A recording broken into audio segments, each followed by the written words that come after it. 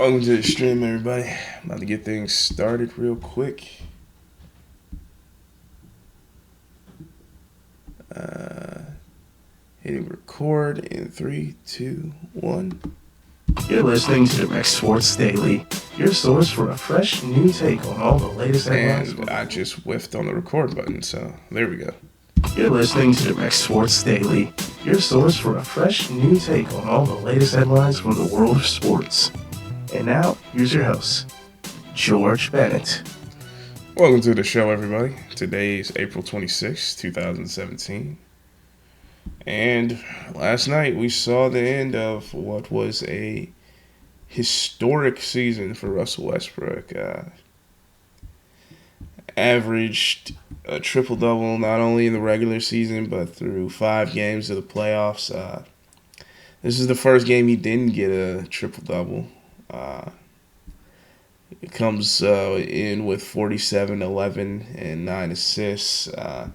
But the Thunder fall 99-105 behind 34 points, 8 rebounds, and 4 assists for James Harden. So I think what this tells us all is James Harden's argument of isn't it about winning sort of holds true in this one. Guy who came up pretty big again, Lou Williams with 22 off the bench. It seems like he's like almost a guaranteed 22 off the bench at this point. It's kind of odd. He has another spectacular game. There was some back and forth between Pat Beverly and Russell Westbrook. I don't think it really. Those two got kind of a history, but I don't think any of that really matters in the grand scheme of things. Ultimately, the Rockets win. They move on. They'll play whoever wins between the Grizzlies and the Spurs. But obviously, hats off to Russell Westbrook. This series went, unlike most of the series of the first round of these NBA playoffs, this one went exactly how I thought it would. Relatively close games, but ultimately Thunder's lack of talent was their undoing. Their inability to play without Westbrook on the floor. It showed in this one. I think I saw some stat they got outscored like 27-9 or something like that in the 6 minutes Russell Westbrook wasn't on the floor. So hey, like when you have nobody else who can get it done out there, like who's even the backup point guard for them? Norris Cole, like he didn't play any minutes. You don't have a true point guard come in the game once Westbrook goes out, and Oladipo, he's not a playmaker like that. He's a guy who can occasionally get his own shot, but as far as setting other guys up, that's not his specialty. He has 0 assists in this game, only 10 points. I've been saying this entire series, Victor Oladipo is not a second piece of a championship team. At best, he's your fourth. I don't think he can even be a third piece. Nowadays, you need at least a big three. And if they're going to make a big three down in OKC, it's not going to involve Oladipo. Now, as far as OKC improving for next year, there have been talks of... there haven't been talks. There have been rumors. Mostly just people on Reddit like going nuts. Talking about potentially bringing in a guy like Blake Griffin in order to sort of give them more of a front court scoring presence. That's the thing. If you combined Steven Adams and Enes Kanter into like one player, maybe you'd have something the Thunder could do against the Rockets, maybe. But Steven Adams just not a big enough threat on the offensive end, and Enes Kanter can't defend to save his life. So it just sucks for Westbrook. You see, his supporting cast just isn't strong enough, and I don't care what he says. That's exactly what all these guys are. They are a supporting cast. I think the Thunder led in the going into the fourth quarter of every single one of these games as well. I know Russell Westbrook had some pretty bad fourth quarters, but it's hard to argue with what he was putting up. It always seemed like he had that rest towards the end of the fourth, and you gotta wonder if you're Billy Donovan, if it was even worth ever resting him. Maybe you just, I don't know, throw caution to the wind, have him play all 48, because it seems like that's what was needed to win this series. Of course, you can debate like the long term viability of that and how much it's gonna wear on him going forward, and certainly there's some pluses and minuses to that, but it's hard to argue with the results. Billy Donovan and this Thunder team are going to have to... Yeah, I don't know why this recording stops.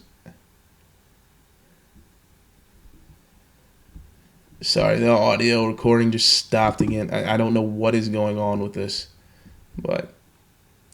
or even how to fix it. I tried restarting the program, but... there we go, it's back. Luckily, I caught it quick enough, but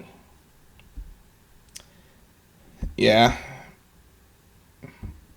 that's about all there is to say.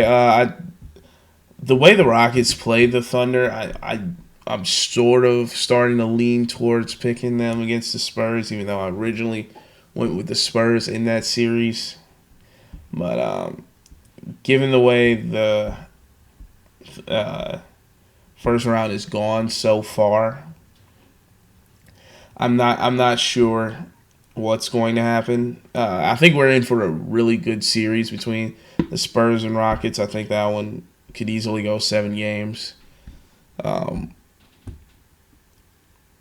just looking at things, the Spurs actually get it done last night against the Grizzlies, 116-103.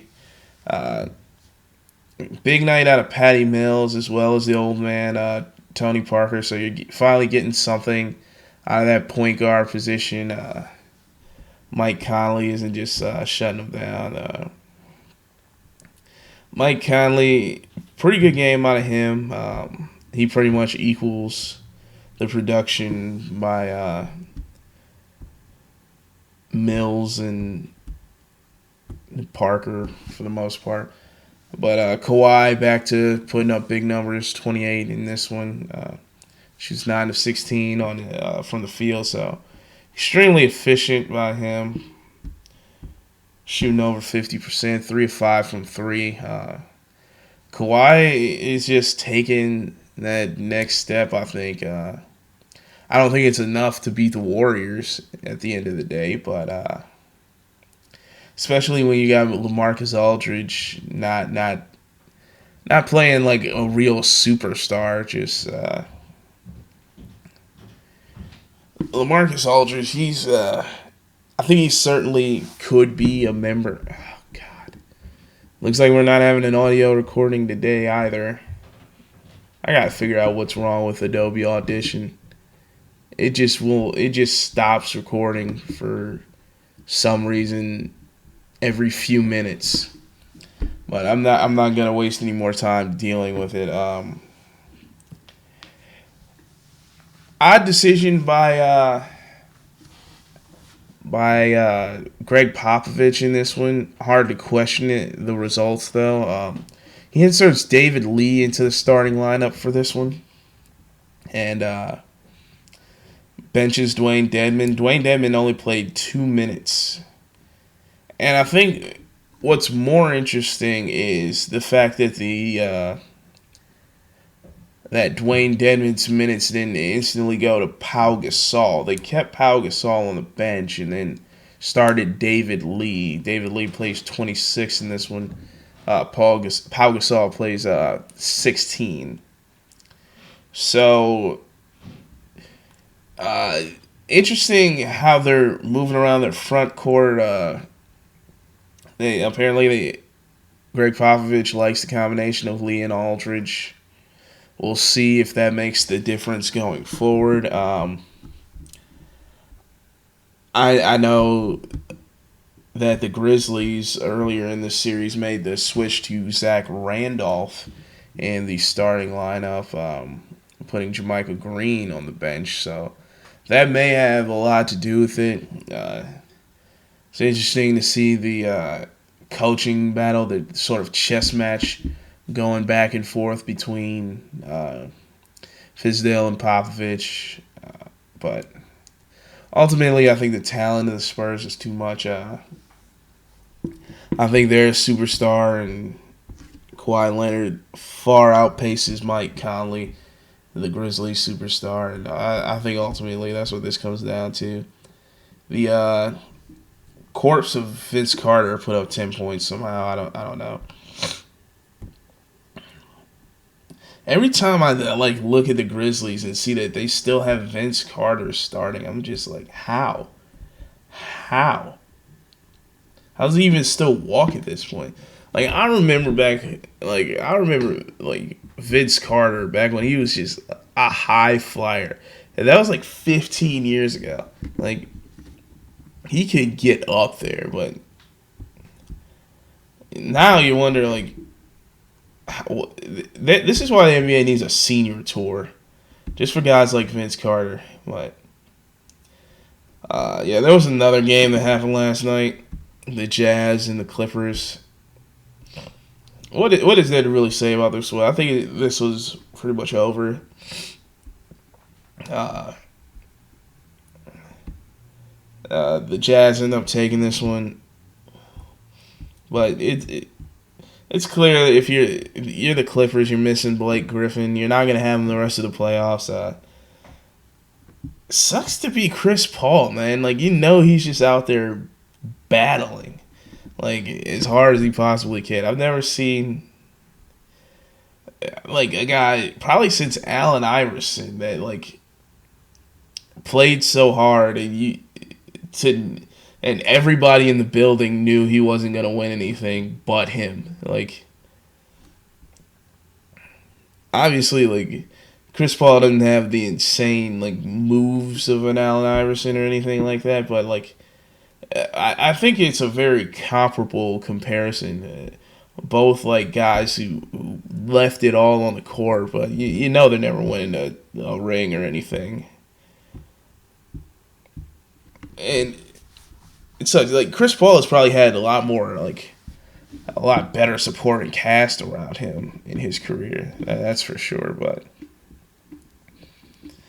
Maurice Spates somehow played 13 minutes, scores 1 point, and gets 2 rebounds. Yeah. That's obviously you would expect more from Blake Griffin in that slot, but man, the bench for the Clippers isn't getting any done at all. You can't expect Jamal Crawford to go out there and save you every single game. I mean, he's pretty old himself at this point. How old is Jamal Crawford? He's old to the point I don't even remember him playing at Michigan. Yeah, he's been in the league 16 years. He's 37. And I've been watching Michigan basketball for years, but I do not remember Jamal Crawford playing for Michigan. Because, back in 2000, I wasn't exactly dialed into Michigan basketball, being 9 and all. But, Jazz look like they're moving on to the second round. They take the 3-2 lead and home court. They just got to take care of business on, I believe they're playing this game. I think they're playing Game 6 on Friday night in Utah. So, I don't see anything that's going to stop them. They got Rudy Gobert back. So, you add Rudy Gobert to this series, you take away Blake Griffin, that spells doom for the Clippers. I think they're probably going to bust that team up. Just like Reddit's been going nuts about Blake Griffin, the OKC. They've also been going nuts about Chris Paul to the Spurs, which I think is just makes too much sense. Seeing Chris Paul play in Greg Popovich's system. And Chris Paul, I mean, he clearly has something left in the tank. I mean, he puts up 28 points, 9 assists, gets 4 boards in this one. DeAndre Jordan gets his typical 14 points, 12 rebounds, like clockwork. That's pretty much what you get out of him. It's like moderate amount of scoring, high rebounding total, crap at the free throw line, shoots 2 of 5. But obviously not enough. Rudy Gobert, he's pretty much just a younger DeAndre Jordan. Like not as big, obviously, but has pretty much the same impact on that side of the floor. A little taller, but smaller frame. But he's there for his defense. Gets 2 blocks in this one, 11 rebounds. Good effort by J.J. Redick. He has 26 in this one, but obviously not enough. Yeah. Going through the box score, reading a lot of this because I'm not staying up for these like late West Coast 4-5 matchups. Like, come on now. But here's an interesting story. Apparently, Jeb Bush and Derek Jeter are trying to buy the Marlins, and apparently they won a bid for them. So they're going to get the rights to pay that $300 million contract to John Carlos Stanton. It's probably still about like 270 to 240 left on that deal. Like, Jesus, I still don't get that one to this day. But hey, apparently, like Rondo, he was like so desperate to come back. Like, he wasn't even supposed to be reevaluated, I don't think, for another few days. Or like his injury's supposed to be like at least a 2-week thing, from what everyone was saying when it first happened. I think it's been like less than a week, but surprise, surprise, he is not going to come back tonight and play for the Bulls, which, given the struggles the Bulls have had at point guard, that's pretty much a death blow for them. I don't know what they're going to do without Rondo. He's pretty much been the only answer at point guard they've had. So maybe Isaiah Canaan goes out there and has a Norman Powell-esque performance, but I highly doubt it. Celtics should wrap this up in 6. Even though that team is reeling. But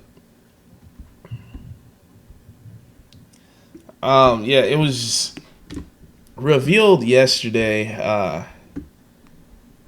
One of the things that sort of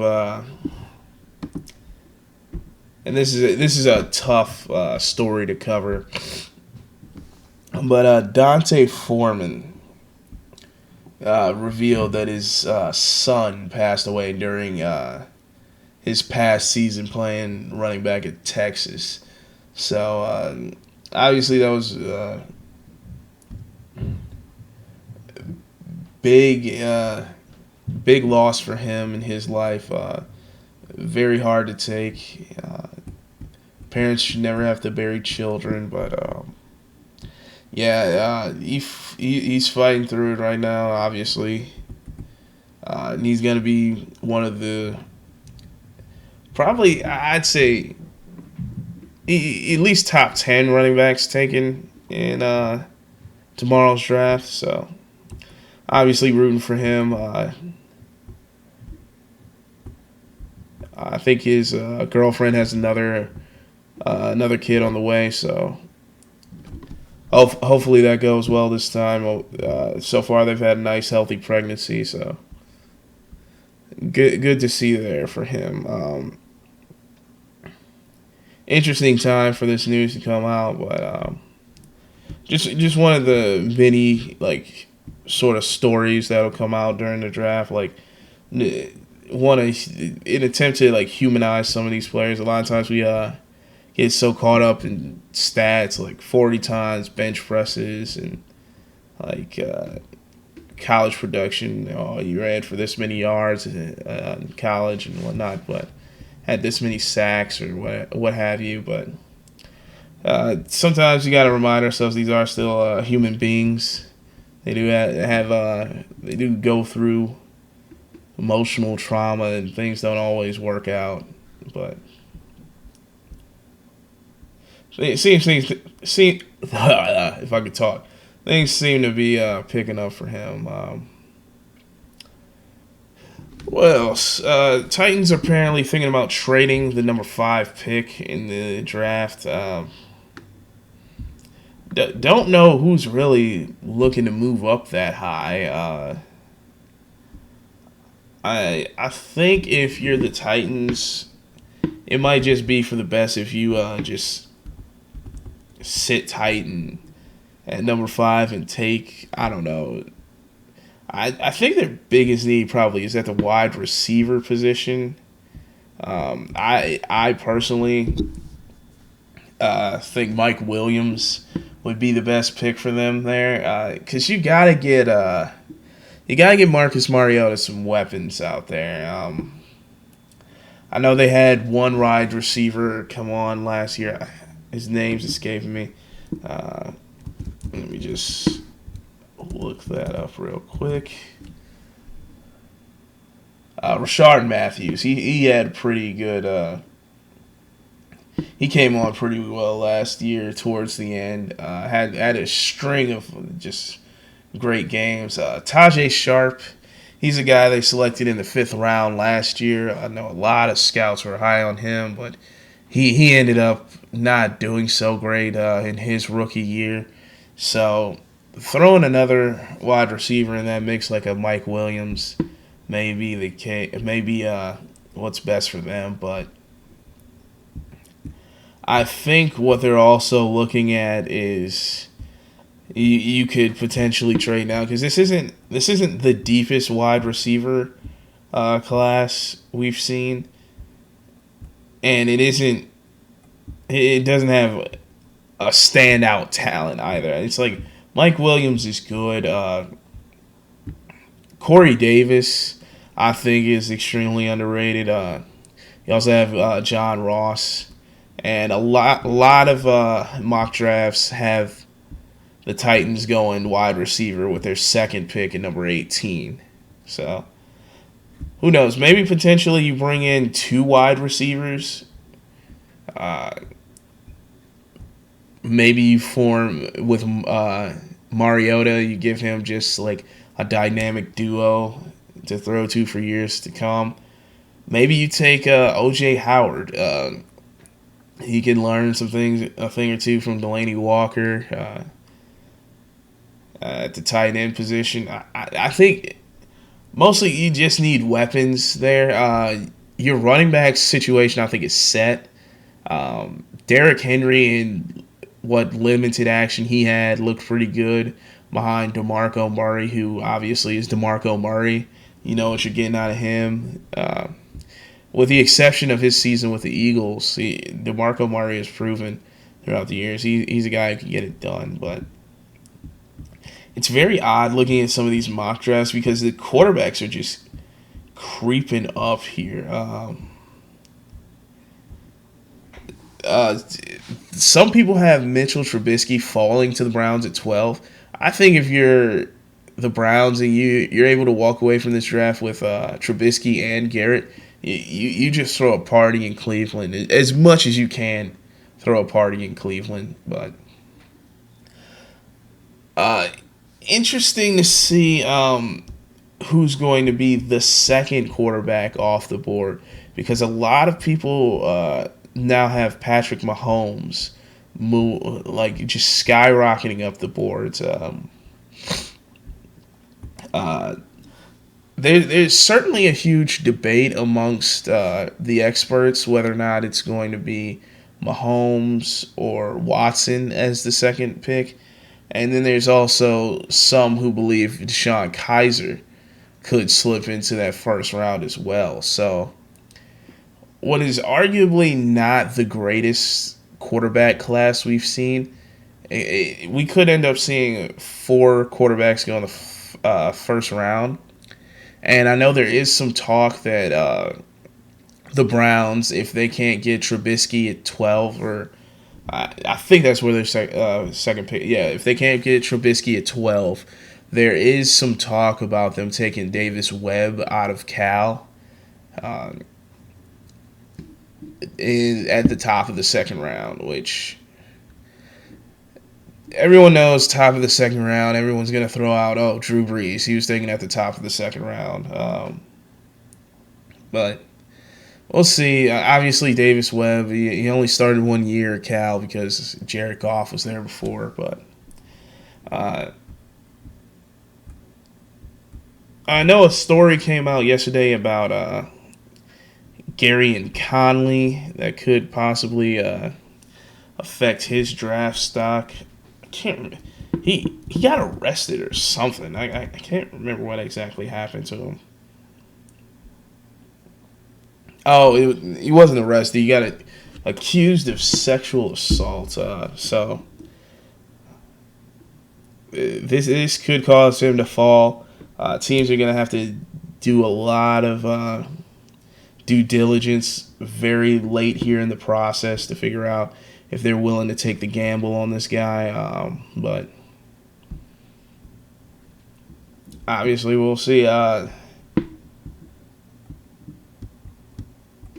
Who's going to be the second overall pick? There's a lot of debate in that realm. A lot of people have what the Niners are going to do is going to be interesting to see what direction they see their franchise going in. I don't think you're going to be able to move that second overall pick because I don't think there's anybody outstanding there to take. You got a bunch of guys. You got Jonathan Allen. You got Solomon Thomas. You got Jamal Adams, Marshawn Lattimore. All great defensive players. Or you could go Malik Hooker, but I think everyone pretty much has Jamal Adams rated higher than Malik Hooker. And I guess for the most part, everyone has Solomon Thomas rated higher than Jonathan Allen. The 49ers, you need everything. That is a franchise that currently has, I'd say, even less to build off of than the Browns, believe it or not. The Browns at least have some young talent because they've been picking in this spot for quite some time now. At least they have guys like Corey Coleman and Joe Hayden's pretty good, I guess. Joe Thomas is still there. There's at least some talent there. If you're the Niners, you could pretty much go, I'd say anything but running back. I know some people have them taking Leonard Fournette. I think Carlos Hyde is the only piece you have to build around. Granted, he is very injury prone. But he's clearly the most talented player on that roster. It's weird because Kyle Shanahan's going to want to build his offense up, certainly. But I think in the first few rounds, you just go with defense. Personally, I think the pick is Jamal Adams here. I think Jamal Adams is going to be a pretty good safety. A lot of people are down on him because of the 40 he ran at the combine. However, I think when it's all said and done, you gotta take a look at that 40 time at his pro day. Ran, I think, a 4.33 as opposed to his 4.56 he ran at the combine. Really, at the end of the day, all that comes down to is technique and stuff like that. The guy's fast on the field. I think 40 times get made way too much of, and who knows? Like John Ross, who knows if he'll be good? I mean, he's probably the fastest guy we've seen ever run a 40, but I'd probably personally take Mike Williams and Corey Davis over him. Uh, just completely dismissing the Al Davis philosophy of just get the fastest guy on the board. But one just lock pick everyone has is Dalvin Cook to the Buccaneers. Like, I think every mock draft I've been viewing lately has had Dalvin Cook staying in Florida. Like that would be such a like hometown pick, and I really couldn't blame the Buccaneers if they took him. Obviously, you lose. God, I'm forgetting that guy's name though. Their running back, whoever that was.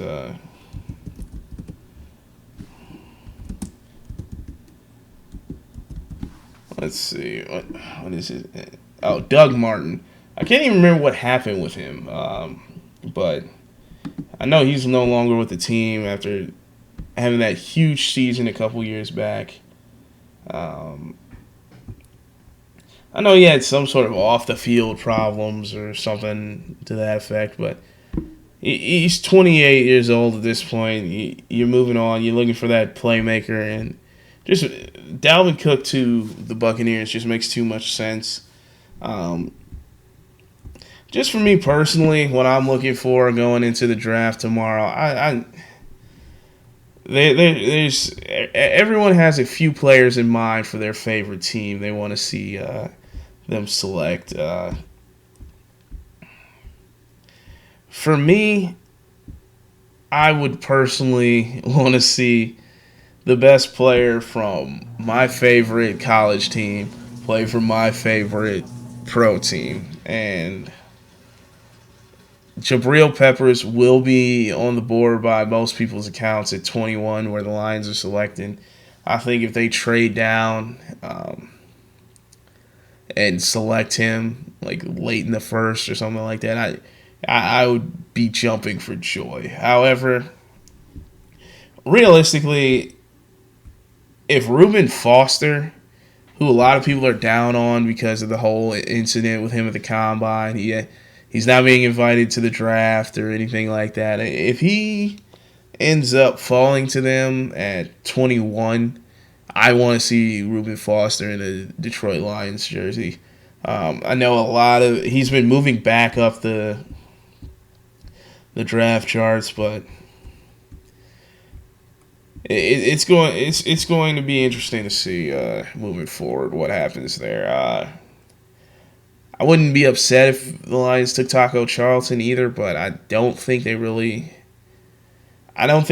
need edge rushers at this point. I mean, you got Ziggy Ansah already. He gets the job done when he's healthy. So as far as teams looking for quarterbacks, a lot of people believe the Steelers could go quarterback if there's one they like still on the board. I'm seeing a lot of mock drafts having the Chiefs take a quarterback. I think a lot of teams view these quarterbacks in the draft as projects. So you could end up seeing teams with already established veteran quarterbacks go first round quarterback. And I think that's probably the smart way to do it. Get your next guy in there before the guy you have now is out. A lot of people have the Cardinals taking a quarterback. I think if you're a team like the Saints, who are picking at the bottom of the first round, quarterback could be something you could be looking at. I see one mock draft here has them taking Deshaun Watson at the end of the first round. But it's always important to sort of get in that quarterback of the future. Giants should probably be looking at QB.